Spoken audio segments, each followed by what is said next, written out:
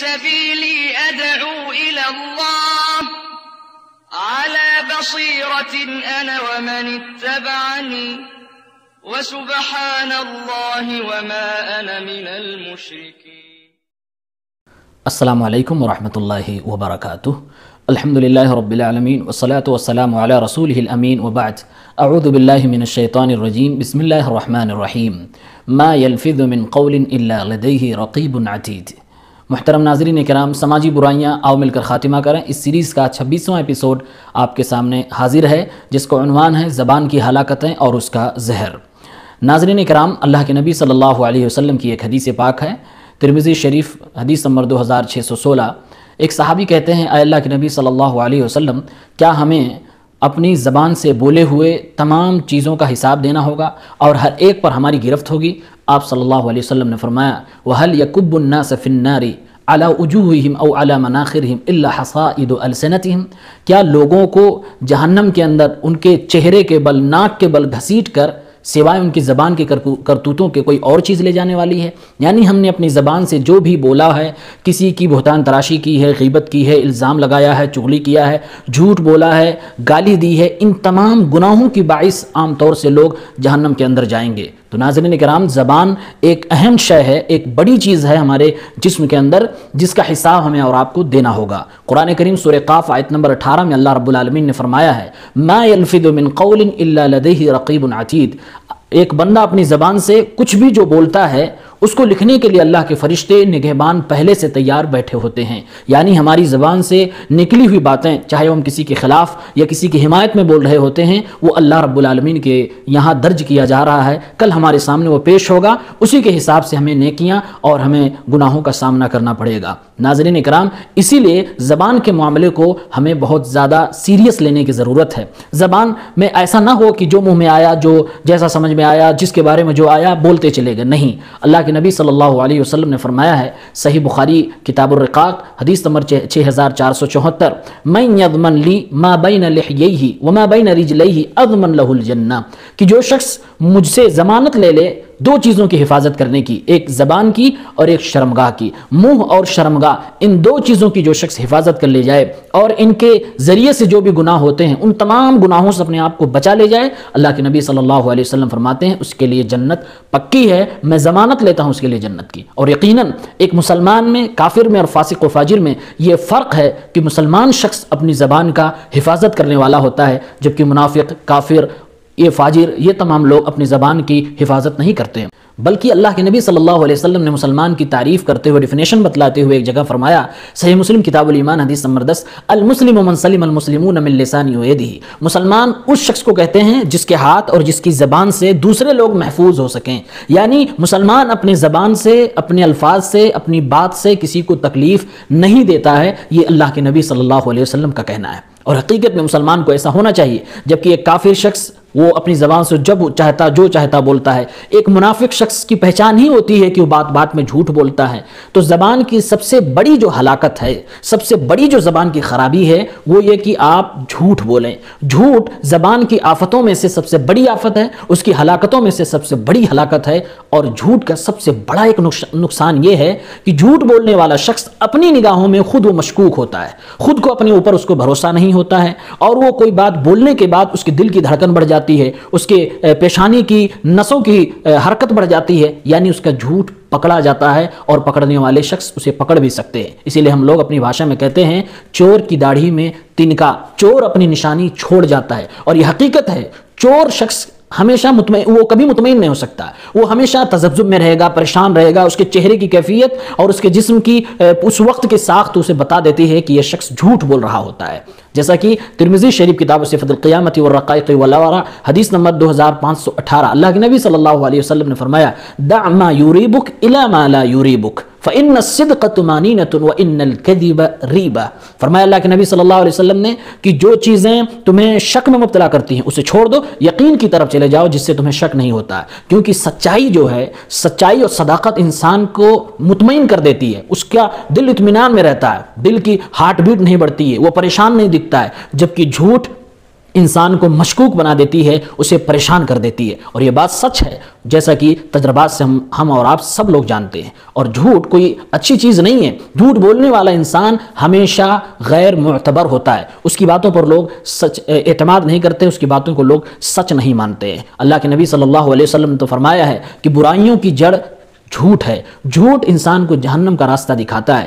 سنن ابی داؤد کتاب الادب حدیث نمبر 4989 فرماتے ہیں پیغمبر اسلام صلی اللہ علیہ وسلم ایاکم والکذب فإن الکذب یہدی الی الفجور وإن الفجور یہدی الی النار۔ جھوٹ سے اپنے آپ کو بچا کے رکھنا، کیونکہ جھوٹ انسان کو فاجر و فاسق بنا دیتا ہے، گناہوں کی طرف لے جاتا ہے، گناہوں کا دروازہ کھول دیتا ہے، اور پھر اس کے بعد یہ گناہوں کا دروازہ اسے جہنم کی وادی تک پہنچا دیتا ہے۔ وَإِنَّ الرَّجُلَ لَيَكْذِبُ وَيَتَحَرَّى الْكَذِبَ حَتَّى يُكْتَبَ عِندَ اللَّهِ كَذَّابًا۔ یہاں تک کہ کوئی شخص جب جھوٹ بولتا ہے اور جھوٹ بولنے کے لیے نیا نیا انداز، نیا نیا طریقہ اپناتا ہے، جھوٹ کو تلاش کر کے لاتا پھر بولتا ہے، وہ اللہ کے ہاں بھی جھوٹا لکھ دیا جاتا ہے، اور جھوٹوں کے لیے تو جہنم ہوتی ہے۔ ناظرین کرام، جھوٹ بڑی خطرناک چیز ہے۔ بعض لوگ کہتے ہیں جب مجلس میں جھوٹ بول رہے ہوتے ہیں، آپ کہہ دیا جائے بھائی یہ تو بات جھوٹ ہے، تو اگلا کہتا ہے نہیں بھائی میں مذاق کر رہا تھا۔ یقیناً میرے بھائیوں، میرے دوستوں، جھوٹ مذاق میں بھی جائز نہیں ہے، جیسا کہ سنن ابی داؤد کتاب الادب حدیث نمبر 4990 اللہ کے رسول صلی اللہ علیہ وسلم فرماتے ہیں ویل للذی یحدث فیکذب لیضحک بہ القوم ویل لہ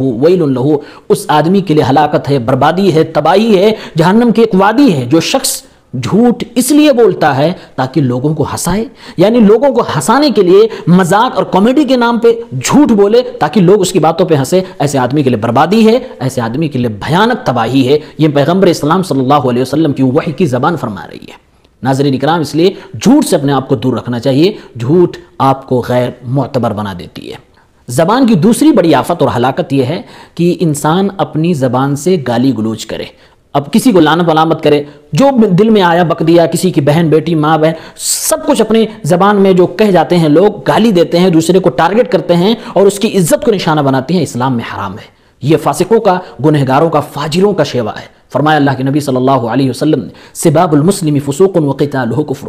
مسلمانوں کو گالی دینے والا گنہگار ہے، فاسق ہے، فاجر ہے، اور مسلمانوں کو قتل کرنے والا کفریہ کام کر رہا ہے۔ صحیح بخاری کتاب الادب حدیث نمبر 6044۔ یقیناً گالی دینا ایک نہایت ہی زیادہ قبیح جرم ہے، اور گالی دینے والے شخص کی شخصیت عوام کے اندر مجروح ہو جاتی ہے، اس لیے گالی سے پرہیز کرنا چاہیے۔ مسلمان کی شخصیت عبقری شخصیت ہوتی ہے، ہیبت ناک ہوتی ہے، سماج میں اس کا ایک اسٹیٹس ہوتا ہے، کیونکہ وہ جھوٹ نہیں بولتا، وہ گالیاں نہیں دیتا ہے۔ اس کا اخلاق اس کی سب سے بڑی طاقتور چیز ہوتی ہے۔ جب آدمی گالی دینے لگتا ہے پھر اخلاق اس کے ہاں کہاں رہ گیا؟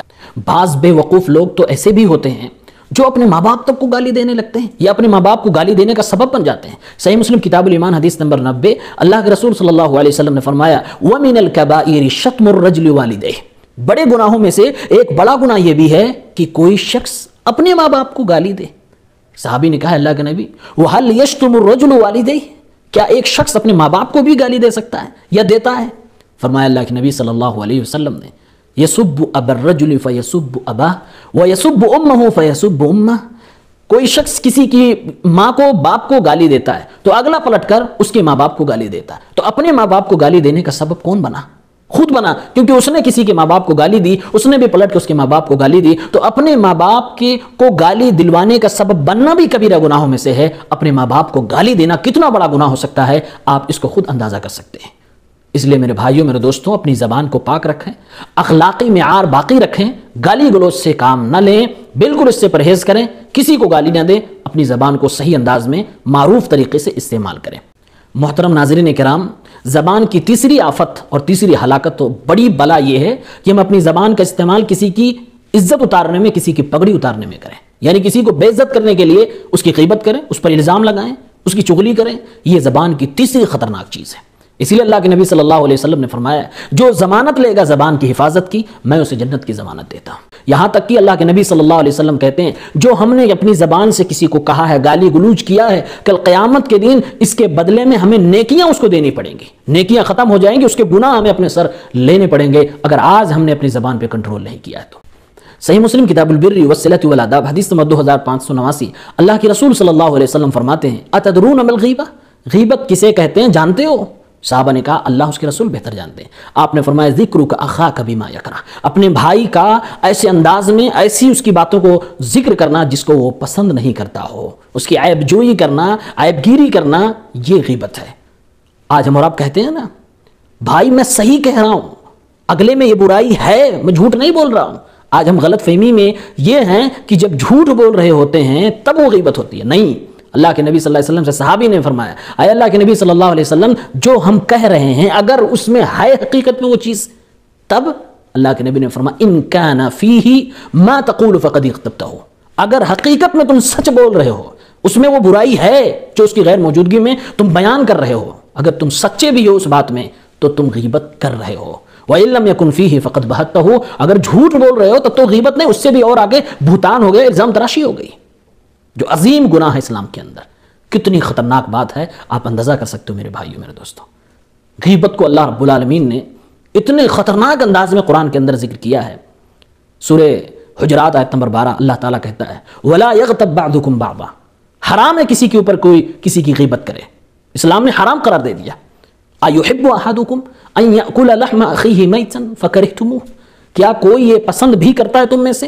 اے انسانوں کی جماعت بتاؤ، تم انسان ہو، انسان کا گوشت نہیں کھاتا ہے، حرام سمجھتا ہے کسی کا گوشت کھانا، کسی کا خون پینا۔ فرمایا اللہ نے کیا کوئی پسند کرتا ہے کہ وہ انسان کا گوشت کھائے، وہ بھی اپنے بھائی اور مرے ہوئے بھائی کا؟ فَكَرِهْتُمُوهُ، تم نہیں پسند کرتے ہو، تمہاری طبیعت کے خلاف ہے یہ، تو پھر کسی مسلمان کا گوشت کیوں کھاتے ہو؟ کسی مسلمان کی عیب گیری کیوں کرتے ہو؟ اس کی غیبت کیوں کرتے ہو؟ قرآن بڑی تاکید، بڑی شدت سے اس سے منع فرما رہا ہے۔ اللہ فرمایا لا یغتب بعضکم بعضا، کوئی کسی کی غیبت نہ کرے، حرام قرار دیا جا رہا۔ ہم چغلیاں کرتے ہیں، کچھ لوگ بڑے عجیب قسم کے فسادی ہوتے ہیں، وہ محفلوں میں بیٹھ کر سنتے ہیں باتوں کو، پھر جا کر اگلے سے بتلاتے ہیں وہ فلاں تجھے ایسا کہہ رہا تھا، تیرے بارے میں ایسا کہہ رہا تھا۔ کچھ لوگ محفل میں بیٹھتے بھی نہیں ہیں، دائیں بائیں لگے ہوتے ہیں، کان لگا کے سن لے، اگلے کو جا کر خبر کر دیتے ہیں۔ مقصد کیا ہوتا ہے؟ مقصد یہ ہوتا ہے دونوں میں ہو جائے، ٹھن جائے، لڑائی ہو جائے، اسی کو چغلی کہا جاتا ہے میرے بھائیوں۔ اللہ رب العالمین نے قرآن کریم میں فرمایا ہے کہ ایسے لوگ ناقابل اعتبار ہیں جو چغل خور ہوتے ہیں، ان لوگوں کی اطاعت نہ کریں۔ سورہ قلم آیت نمبر 10 سے 13۔ اور یقیناً چغل خور جب آتا ہے کسی کی چغلی کرتا ہے تو سامنے والے کا ریئیکٹ کیا ہونا چاہیے؟ وہ کہتا کہ آپ نے، اگلے نے مجھے اگر کچھ برا کہا تھا تو مجھے تکلیف نہیں ہوئی تھی، لیکن تم نے آ کر وہ بات مجھے بتائی تب مجھے تکلیف ہوئی ہے، مطلب تکلیف مجھ تک پہنچانے کا کام تم نے کیا ہے، اس نے نہیں کیا تھا، کیونکہ میرے سامنے تو اس نے کچھ نہیں کہا۔ اللہ کے نبی صلی اللہ علیہ وسلم فرماتے ہیں، صحیح مسلم کتاب الایمان حدیث نمبر 105، لا يدخل الجنت نمام، چغل خور جنت میں نہیں جائے گا۔ وفی روایت لا يدخل الجنت قطات، چغل خور جنت میں نہیں جائے گا۔ یہ رسول پاک صلی اللہ علیہ وسلم کا فرمان ہے۔ اس ٹاپک پر لکھنے والوں نے ایک واقعہ لکھا ہے کہ ایک شخص تھا جو اپنی مارکیٹ میں ایک غلام بیچنے کو گیا، اور اس نے اعلان کیا کہ اس غلام کو کون خریدے گا، اس کی خوبیوں کو بتلایا اور کہا لیکن اس میں ایک کمی ہے، صرف کبھی کبھی یہ چغلی کھا جاتا ہے، کبھی کبھی یہ چغلی کیا کرتا ہے۔ ایک شخص نے سنا، اس نے خرید لیا، کہا چغلی کوئی بڑی بات نہیں ہے، اس سے ہمیں کیا لینا دینا، اس کی پرسنل بیماری ہے، ہمیں اس سے کام لینا ہے۔ غلام اچھا خرید لیا، لے گیا اپنے گھر پہ۔ ایک دن اس کے اندر وہ چغلی والا کیڑا جاگتا ہے، اس کو یہ تدبیر سمجھ میں آتی ہے کہ لاؤ چغلی کی جائے، اور چغل خور لوگ ہمیشہ باتوں کو اچکنا چاہتے ہیں، یہاں وہاں سے باتیں کلیکٹ کر کے پھر ادھر ادھر پہنچا کر وہ لڑانے کی کوشش کرتے ہیں۔ اس کو بھی یہ بات سوچی، اس نے میاں بیوی میں لڑانے کو سوچ لیا، بیوی سے جا کر پہلے کان میں بات ڈالی کہ آپ کے میاں جی دوسری اور شادی کرنا چاہتے ہیں یا کسی اور عورت سے ان کا الگ سمبند ہے، آپ اس بارے میں چوکنا رہیے گا، اگر آپ چاہتی ہیں کہ وہ آپ کا شوہر آپ کا خالص ہو جائے، دوسری شادی نہ کرے، دوسری عورتوں کی طرف نہ جائے، تو آپ اپنے شوہر کی داڑھی کے بال ہمیں لا کر دیجئے، ہم اس پہ کچھ کروا دیں گے، پھر وہ صحیح ہو جائے گا۔ آج آپ بال کاٹ کے لائیے گا رات میں۔ اور اس کے بعد جا کر اس کے شوہر کو بھی اسی طرح سے سمجھا دیا کہ آپ کی بیوی گڑبڑ ہے، آپ کے لیے خالص نہیں ہے، وہ آپ کو جان سے مارنا چاہتی ہے، اگر میری بات پہ یقین نہیں ہوگا تو آج کل میں آپ اپنی بیوی کی حرکتوں سے آپ باخبر ہو جائیں گے۔ اور دونوں کو بات اس نے سمجھائی۔ معاملہ یہ ہوا، رات میں عورت اپنے شوہر کے بال داڑھی کے کاٹنا چاہتی ہے اپنی حفاظت کے لیے، اور وہ شوہر جان بوجھ کے سویا ہوا ہے، یعنی وہ سویا نہیں ہے، جاگ رہا ہے لیکن آنکھیں بند کیا ہوا ہے۔ اس نے اپنی بیوی کو رگے ہاتھ میں کچھ کاٹنے والی چیز دیکھی، پکڑ لیا اور وہیں پر اس کو ذبح کر دیا۔ میرے بھائیوں، میرے دوستوں، اس عورت کے گھر والوں کو، مائکے والوں کو پتہ چلا، وہ خاندان یہ خاندان دونوں آپس میں بڑھ گئے، کئی جانیں گئیں۔ اندازہ کر سکتے ہیں ایک شخص کی غیبت اور چغلی کی عادت کی وجہ سے ایک میاں بیوی کا جوڑا خراب ہوا، خاندان آپس میں لڑ بیٹھے اور خون خرابہ ہوا، ندیاں بہہ گئیں۔ چغل خوری بڑی خطرناک چیز ہے، اس لیے اللہ تعالیٰ نے اس کو حرام قرار دیا ہے۔ اللہ رب العالمین سے دعا ہے پروردگار ہمیں اور آپ کو اپنی زبان کی حفاظت کرنے کی توفیق عنایت فرمائے، آمین یا رب العالمین۔ وآخر دعوانا الحمدللہ رب العالمین، والسلام علیکم ورحمۃ اللہ وبرکاتہ۔